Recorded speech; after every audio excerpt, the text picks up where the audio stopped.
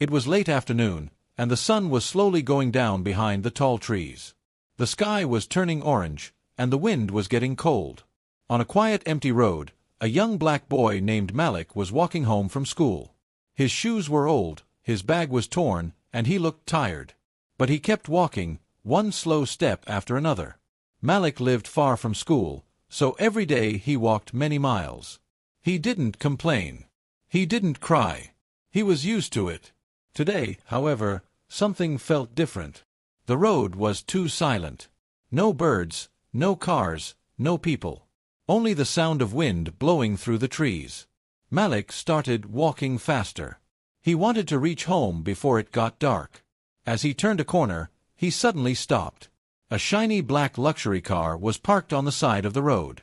Its headlights were blinking, and smoke was coming out from under the hood. Malik had never seen such an expensive car in his life. The car looked new, polished, and powerful, like something only rich people owned. He slowly stepped closer, his heart beating fast. There was a man standing next to the car. A tall, well-dressed man in a suit. He looked frustrated and worried, checking the flat tire again and again. The man kept looking around like he needed help but could not find anyone. Malik felt a mix of fear and curiosity. Who was this man? Why was he here alone? Why did such a rich person look so stressed on this empty road? Malik stayed behind a tree and watched for a moment. The man pulled out his phone, but there was no signal. He raised it high, moved it around, walked in circles, but nothing worked. He muttered something under his breath and kicked the flat tire lightly. Malik swallowed hard. Should he go help? Should he walk away? His mother always told him, help others when you can. But his teacher always warned him, don't talk to strangers. Today, both voices were fighting in his head. He stepped forward a little, then stopped. He stepped back again, then forward again. His heart said, go and help. His mind said, what if something goes wrong? The strange part was, this rich man looked more scared than Malik. He kept checking the road, looking left and right like he was waiting for someone who never arrived. Then he looked at the sky, shook his head, and whispered, this can't be happening today. Not today. Malik felt something was wrong. Why was the man whispering like that? Why was today so important to him? Why did he look like he was hiding something? The suspense grew inside Malik's chest. This was not a normal flat tire problem. Something else was happening. Finally, the man noticed Malik standing far away. Their eyes met. Malik froze. The man's face looked serious, strong, and powerful. For a moment, Malik wanted to run. But the man didn't shout. He didn't get angry. Instead, he gave a tired, helpless smile. Hey, do you know anything about fixing a tire? The man said. His voice was deep but gentle. Malik slowly walked closer, carefully studying the man. The man looked rich, maybe a businessman, maybe someone important. His hands were shaking slightly, his forehead was sweating, and his clothes were dusty. He didn't look dangerous. He looked desperate. Malik reached the car and stared at the flat tire. He had seen his neighbor fix a tire once. Only once. But he remembered some steps. I can try, Malik said softly. The man's eyes suddenly brightened. Please, he said. I really need help. Malik bent down and touched the tire. It was completely flat. The ground around it looked muddy, like the car had slipped on something. He checked under the car and saw a broken tool lying there. No spare tools. No jack. Malik felt nervous. Sir, you don't have tools? The man shook his head. My driver left early today. I thought I could manage. I was wrong. Malik looked at the road. No cars. No people. No help. Only him. One boy. One millionaire. One dangerous, silent road. Malik didn't know it yet, but the next few minutes would change everything in his life. His future. His dreams. His destiny. He took a deep breath, looked at the rich man, and said, Okay, I will help you. He had no idea what would happen next. But destiny had already chosen his path. You said, Malik stood beside the broken luxury car, trying to figure out what to do next. The rich man kept pacing back and forth, checking his watch again and again.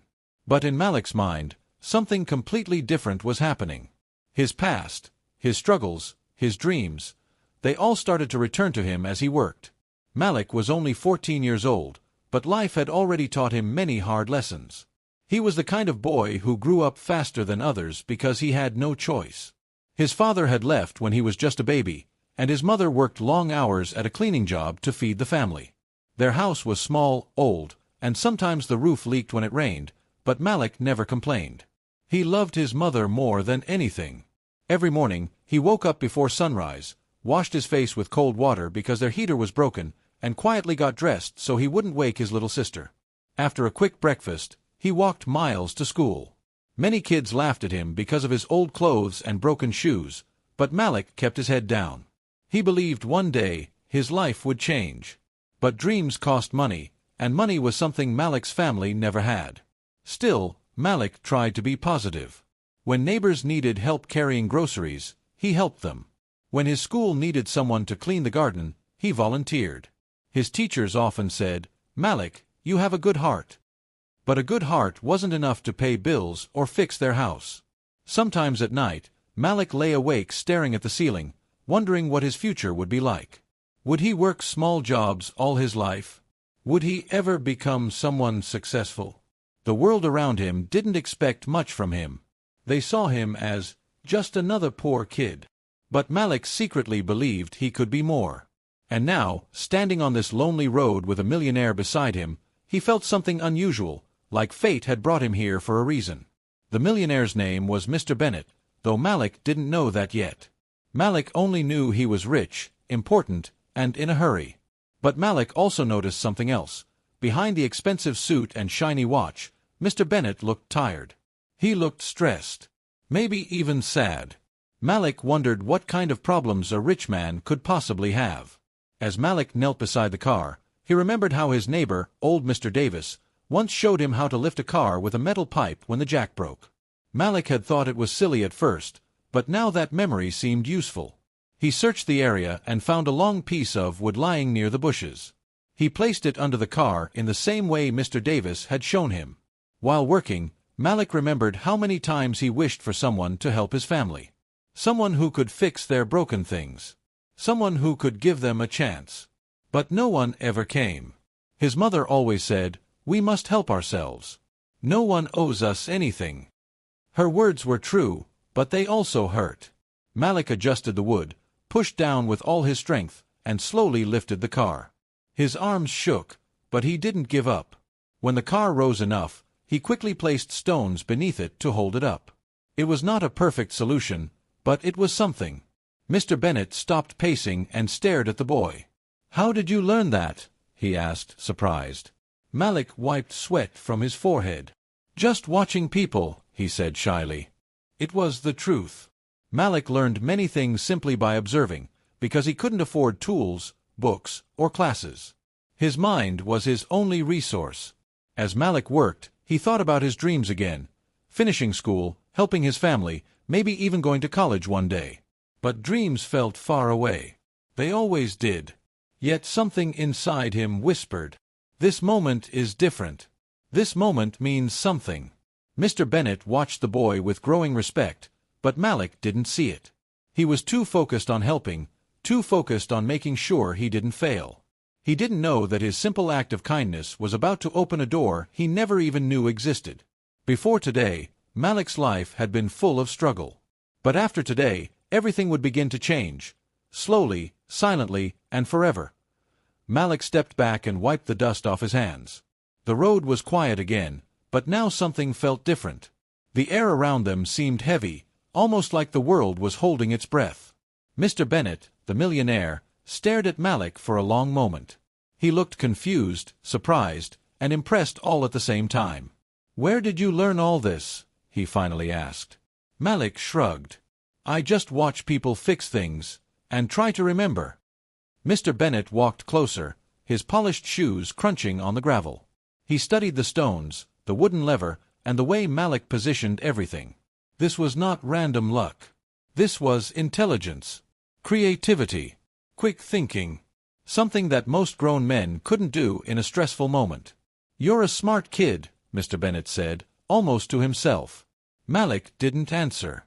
Compliments were rare in his life. Whenever someone praised him, he didn't know how to react. So he just kept quiet. Mr. Bennet crouched down beside the car. He tried pushing one of the stones to test the stability. It didn't move. The car stayed still. He exhaled in relief. "Thank you," he said, looking directly at Malik. "You really saved me today." Malik shook his head quickly. "I don't think I saved you. I just helped with the tire." But Mr. Bennet laughed lightly. Sometimes small help means everything. For a moment, Malik wondered what this man was really going through. Why did he look so stressed? Why was he so desperate to reach somewhere? And why was he alone on a road like this? Suddenly, a gust of wind blew across the trees. Mr. Bennet checked his watch again and closed his eyes tightly. His shoulders dropped. He looked like someone who had just lost a race before even starting it. Malik watched him carefully.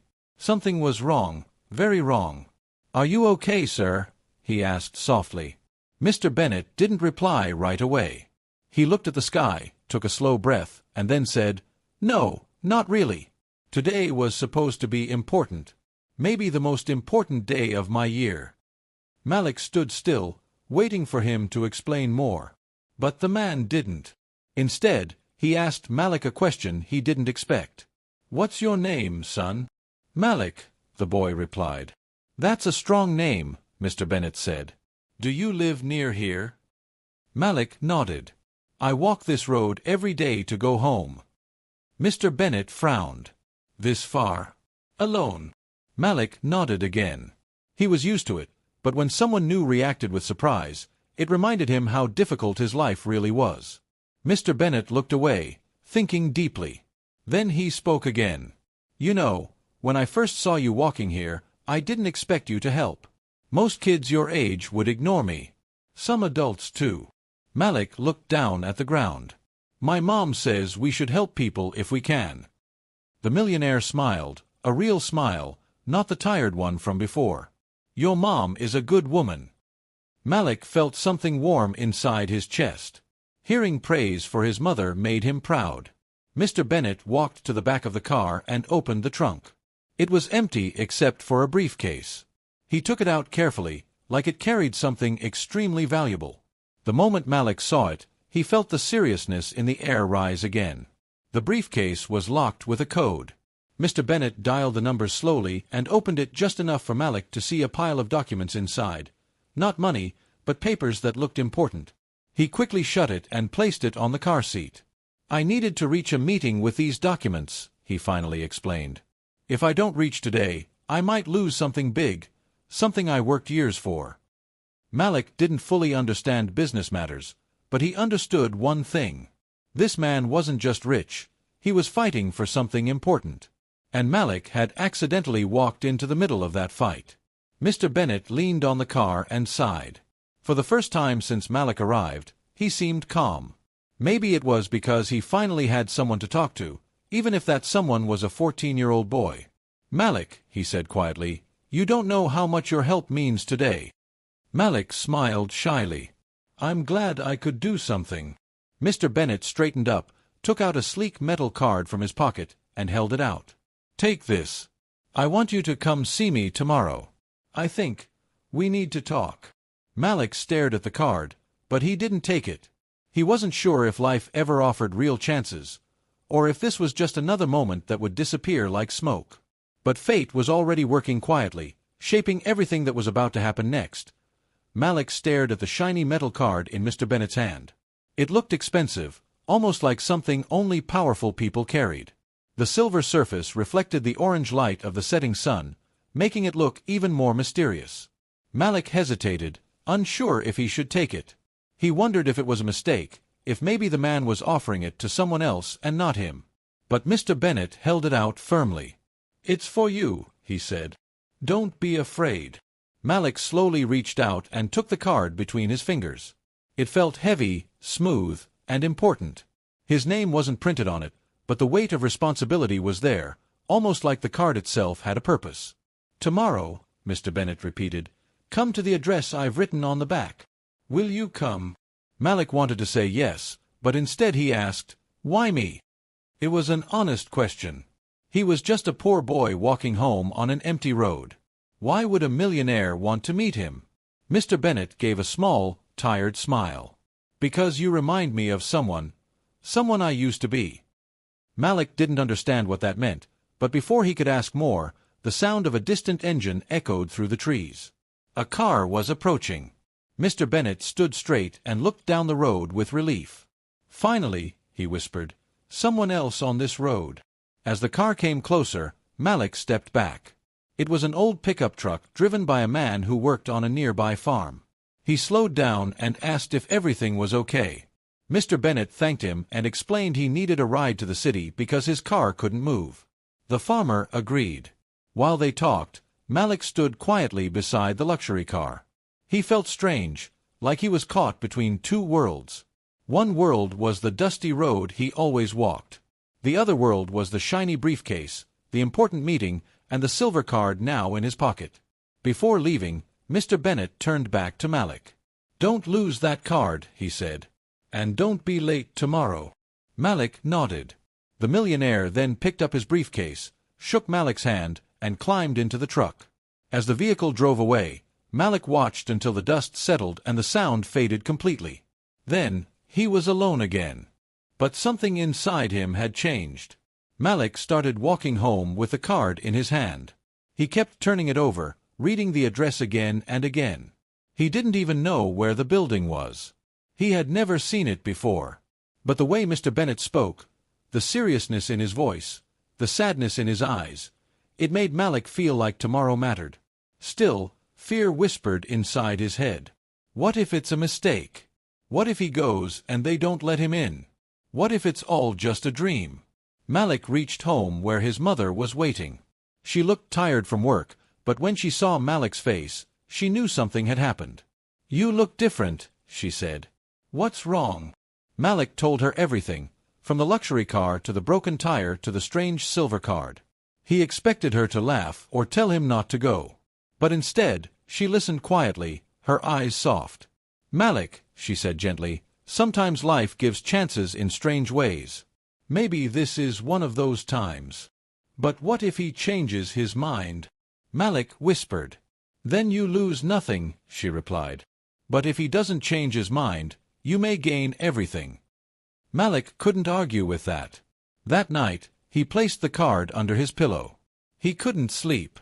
Every time he closed his eyes, he saw Mr. Bennet's face, the briefcase, the stones under the car, and the words, "You remind me of someone I used to be." Those words repeated in his mind until morning. When dawn arrived, Malik dressed in his cleanest clothes, even though they were still old. He combed his hair, washed his shoes, and looked in the mirror. His reflection didn't look special. But today he felt different. He felt like the world was testing him. He walked to the bus stop with a metal card tight in his fist. His heart was beating fast, not from fear, but from hope. A dangerous, powerful kind of hope. Today, he wasn't just a boy walking a lonely road. Today, he was walking toward a future he never expected. And he had no idea that the next few hours would change everything, again. Malik reached the city for the first time in his life. Buildings stood tall like giants, glass walls shining under the morning sun. Cars rushed past him, people walked fast, and everything felt louder, brighter, and busier than the quiet road he knew. He held the silver card tight in his hand, afraid he might lose it in the crowd. The address on the card led him to a huge building with a golden sign that read, "Bennet Holdings." Malik's heart dropped. This wasn't a simple office. It was a tower, a place where important people worked, where money moved like water and decisions changed lives. He took a deep breath and walked through the front doors. Inside, the lobby was grand. Marble floors, shiny elevators, security guards with earpieces, and a big fountain in the center. Malik had never seen anything like it. He stood at the entrance, feeling completely out of place with his old shirt and scuffed shoes. A woman at the reception desk looked at him. Her eyes went up and down, judging his simple clothes. "Can I help you?" she asked, trying to sound polite but clearly confused. Malik showed her the silver card. "I'm here to meet Mr. Bennett." Her eyebrows lifted slightly. "Do you have an appointment?" I think so," Malik said softly. She took the card, turned it over, and suddenly her expression changed. The silver card was not an ordinary card. It was Mr. Bennett's personal access card, something extremely rare. "Please wait here," she said quickly, standing up and walking away. People in the lobby looked at Malik, some with curiosity, some with judgment. Malik kept his eyes on the floor. He felt small, like a tiny dot in a world too big for him. After a minute, the receptionist returned. "You may go to the top floor. Mr. Bennett is expecting you." Malik felt his heart jump. The top floor? Only the most important people went there. He entered the elevator, which rose smoothly, the numbers climbing higher and higher. With every floor, Malik felt more nervous. What if Mr. Bennett changed his mind overnight? What if this was a mistake? What if he got kicked out? When the elevator doors opened, he found himself in a quiet hallway with a large glass door at the end. On it was written, CEO, Daniel Bennett. This was it. Malik knocked softly. A voice from inside said, "Come in." He pushed the door open and stepped into a spacious office with floor-to-ceiling windows showing the entire city. Mr. Bennett sat behind a large desk, speaking on the phone. When he saw Malik, he raised his hand to signal wait and ended his call quickly. "You came," Mr. Bennett said with a warm smile. Malik nodded. "Yes, sir." "Good. Sit down." Malik sat on a comfortable leather chair. He had never sat on anything so soft in his life. Mr. Bennett leaned forward, studying the boy as if trying to understand him fully. "I thought a lot about yesterday," he said. "A small boy fixing my car, using stones and a piece of wood. That wasn't luck. That was skill." Malik looked down shyly. "You're smart," Mr. Bennett continued. "Not just smart, you think differently. And that is rare." Malik didn't know what to say, so he stayed quiet. Mr. Bennett stood up and walked to the window. "When I was young, I faced struggles too. People didn't believe in me. I built everything from zero. I know how hard it is when life gives you nothing." He turned back toward Malik. "I want to help you." Malik's eyes widened. "I want to give you a scholarship," Mr. Bennett said. "A full scholarship. Better school, better resources, everything you need." Malik felt like time stopped. His ears buzzed. His heart raced. He almost couldn't breathe. A scholarship," he whispered. "Yes," Mr. Bennett said firmly. "And something more. After school, if you want, you can intern in my company. I want you to learn, grow, and build a future you deserve." Malik shook his head slowly. "But why me?" "Because you helped a stranger without fear," Mr. Bennett said. "Because you have potential most people never see in themselves. And because life should give boys like you a chance." Malik's eyes filled with tears he tried to hide. No one had ever offered him anything like this. Then came the moment that shocked him even more. Mr. Bennett reached into his drawer and pulled out an envelope. "In here," he said, "is a small financial gift for your family. I know things are not easy. Use it to fix your house. Take care of your mother." Malik trembled. "Sir, I can't take money." "You're not taking money," Mr. Bennett replied gently. "You're receiving support for a better life." Malik looked up, tears finally slipping from his eyes. This wasn't just help. This was a door, one he never thought would open. And now, it was wide open. Malik walked out of the tall building with the envelope in his hand and a new future resting quietly on his shoulders. The city noise no longer scared him. The people rushing around him no longer made him feel small. Everything looked different now, not because the city changed, but because Malik had changed. He took a deep breath and looked at the silver card again. Yesterday, that card felt heavy with fear. Today, it felt heavy with hope. On the bus ride home, Malik kept replaying Mr. Bennett's words in his mind. "You have potential. You think differently. You deserve a chance." No one had ever said those things to him before. For the first time in his life, Malik believed them. When he reached home, his mother was in the kitchen, tired as always, but when she saw Malik's face, she stopped everything. "Mr. Bennett gave this for us." His mother opened it with shaky hands. Inside was enough money to repair their leaking roof, fix the broken heater, buy school supplies, and even save some. Tears filled her eyes, and she pressed her hand over her mouth. "Malik, why would he do this?" "Because I helped him," Malik replied. "And he said I deserve a better future." His mother pulled him into a tight hug. "You've always deserved it, my son. You just needed someone to see it." That night, their small home felt warmer than ever. They sat together, talked, planned, and dreamed, dreams they had always been afraid to say out loud. Weeks passed. Malik started at his new school, a beautiful campus with clean halls, supportive teachers, and advanced books. The first day, he felt out of place, but slowly he began to shine. His creativity impressed his teachers. His honesty inspired his classmates. His hard work made him stand out. Every week, he visited Mr. Bennett's office for mentoring. They talked about business, life, education, and choices. Mr. Bennett taught him how to set goals, how to solve problems, how to stay confident even when life became difficult. But Malik also learned something deeper: how one act of kindness could create a chain of miracles. As months turned into years, Malik grew into a confident young man. He studied harder than anyone else. He asked more questions. He stayed late at the library. He wanted to prove that Mr. Bennett's faith in him was not a mistake. When he turned 18, Mr. Bennett invited him to intern at Bennett Holdings. Malik entered the company not as a lost boy but as someone with purpose.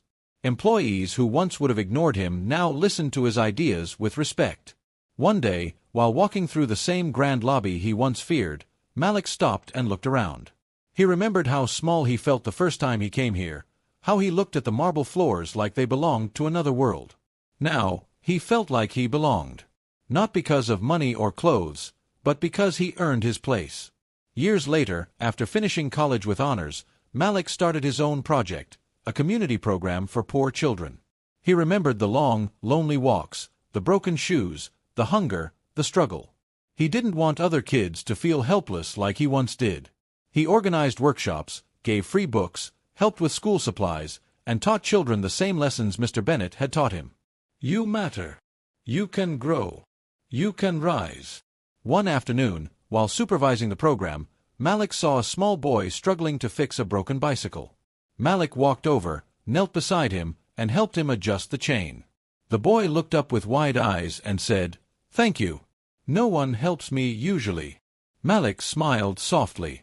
"I used to be like you," he said. "And someone helped me. Now it's my turn." The boy didn't understand the full meaning, but Malik did.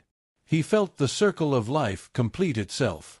On his way home that day, Malik walked along a quiet road that looked very familiar.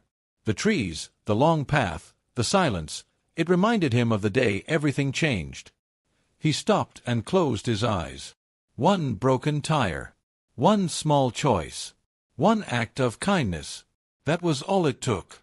When he opened his eyes, he whispered to himself, "If I had walked past that car, my life would never have changed." And with that thought, Malik walked forward, confident, strong, and ready to help others rise, just as he did.